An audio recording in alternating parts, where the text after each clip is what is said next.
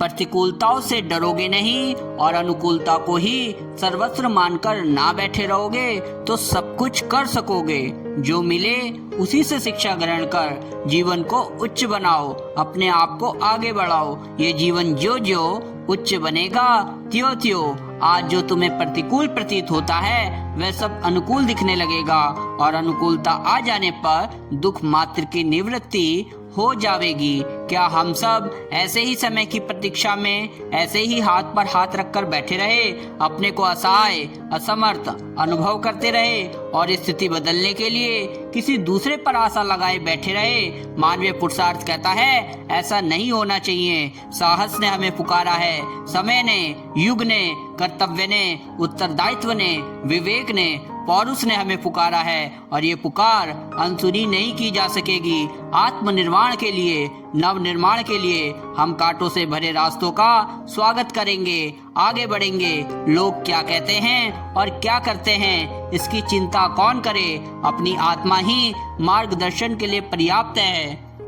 अपनी अंतरात्मा, अपना साहस अपने साथ है। सत्य के लिए, धर्म के लिए, न्याय के लिए हम आगे बढ़ेंगे और वही करेंगे जो करना अपने जैसे सजग व्यक्तित्व के लिए उचित और उपयुक्त है। आप भटकना मत। आपको जब कभी भी भटकन आए तो आप अपने उस दिन की, उस समय की मनस्थिति को याद कर लेना जबकि आपके भीतर से श्रद्धा का एक अंकुर उगा था। उसी बात को याद रखना कि परिश्रम करने के प्रति, मेहनत करने के प्रति जो हमारी उमंग और तरंग होनी चाहिए उसमें कोई कमी तो नहीं आ रही। परम पूज्य गुरुदेव कहते हैं कि लगन आदमी के अंदर हो तो 100 गुना काम करा लेती है और इतना काम करा लेती है कि हमारे काम को देखकर आपको आश्चर्य होगा। इतना साहित्य लिखने से लेकर और इतना बड़ा संगठन खड़ा करने तक और इतनी बड़ी क्रांति से लेकर और इतने आश्रम बनाने तक जो काम शुरू किए वो कैसे हो गए? यह लगन और श्रम है। यदि हमने श्रम से, मेहनत से जी चुराया होता तो उसी तरीके से घटिया आदमी होकर रह जाते जैसे कि अपना पेट पालना ही जिनके लिए मुश्किल हो पाता है। चोरी से, ठगी से, चालाकी से जहाँ कहीं भी मिलता पेट भरने के लिए, कपड़े पहनने के लिए और अपना मौज शौक पूरा करने के लिए पैसे इकट्ठा करते रहते, परंतु तब हमारा ये बड़ा काम संभव ना हो पाता। अपने दोष दूसरों पर थोपने से कुछ काम न चलेगा।